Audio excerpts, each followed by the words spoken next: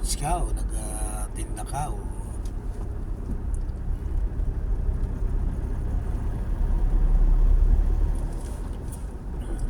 minsan kasi guys yung aking mangyan ay tumutulong sa church namin.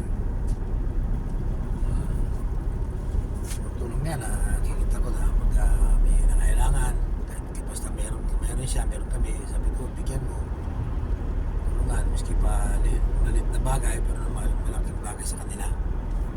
Kaya lang sabi ko pag wala na tayo, pag wala kang bibigay huwag kang masyadong sabi ko kasi alam nyo ba guys tutulong naman tayo pag meron, pero pag halimbawa wala ka na feel ko pag tumutulong kahit wala ka namang itutulong yung sarili mong gamit na o sarili mong pera na nagkasusin bibigay mo pa, hindi naman na siguro tama yun.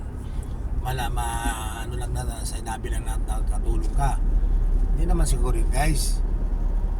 Kasi ang sa akin, alam bang may tinatawag yan na ang sobrang pagtulong ay isang uri ng pagpapasikat. Isang uri ng pagpapasikat ang sobrang pagtulong. Nyo ba? Tapos ang pagpapasikat ay isang uri ng kayabangan na yon. Alam nyo ba yun guys? Kaya wag sobra. Kaya yun ang sinasabi ko lagi sa aking mangyan. Baka sabihin niya kahit na wala ka naman kahit sarili mo ng pera, wala ka naman ibili wala tayong may biling bigas ipapahiram mo na o pamimigay mo na para masabi na nakatulong ka. Huwag naman ang ganon. Sa sobrang yun, pagpapasikat na yun, sobrang mo ng pagtulong. Di ba sabi ko guys, alam yan, ang sobrang ang pagtulong ay isang pagpapasikat na ikaw ay meron, na ikaw ay ganon, na ikaw marami ka natutulungan din, ganon. Tapos sasabihin ng tao ang nagpapasikat yun ganon, mayabang, di ba? Kaya ang isang uri ng pagpapasikat ay isang uri rin ng kayabangan. Alam mo ba guys? Kasi alam ko yun kasi edad ko na ito Kaya tutulong tayo pag meron.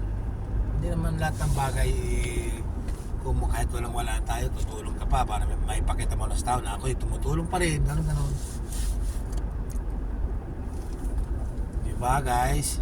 Walang pinag-iba sa sa ganon din, may uri ng kayabangan na yun. Yung puro ka forma, di ba? Puro forma. Pagdating sa formalan, hindi marunong pumormal. Di ba? Kaya nga, ikaw, huwag kang forma ng forma. Pagdating sa formalan, hindi ka makapormal. Kasi puro ka forma. Di ba? Kaya dapat maging flexible tayo. Pwede ka sa formahan, pwede ka sa formalan. Di ba? Ako ganun din ako Pwede ako sa formahan, pwede rin ako sa formalan. Pwede ako pumorma, pwede ako pumormal. Di ba? Ganun po dapat tayo.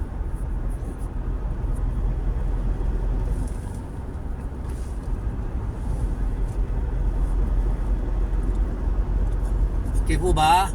Wala po, sorry po sa mga nasasabi ko.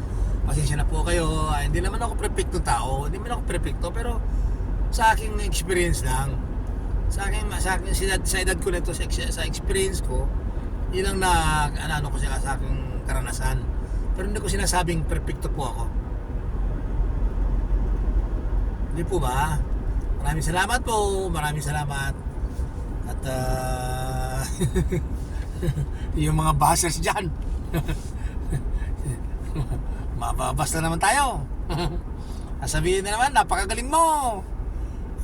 Parang ikaw ay perfectong tao. Ako hindi perfecto. Ang sinasabi ko lang ay ang aking karanasan. Kasi po itong edad ko nito, yun po ay sa aking naranasan. Okay po ba? Kaya sinishare ko lang po sa inyo. Sharing lang po yun. Blessing, blessing ay sishare mo yung blessings mo, tapos sishare mo yung karanasan mo. Hindi po ba? Ganun po yun eh. Sige po, maraming salamat po sa panonood sa aking video. Mas hindi ko nahaban kasi baka wala nang manood eh. Masabihin na napakadulong mo. Ikaw ay napakadulong, lahat alam mo. Sige po, salamat po. Salamat po. God bless sa inyo lahat. Good luck ha. Good luck. Sige, bye-bye po. Bye-bye. Ako po yung nagda-drive. Baka ako yung ng camera na naman to. Makamerahan na naman ako. Nako eh. Ang violation dito sa camera, magkano? Is 300 real. Magkano po yun? 5,000.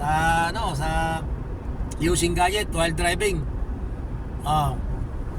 Nakamerahan ka. Sige, bye-bye po. Bye-bye. Good luck po. Maraming salamat po. Huwag po kayong magagalit.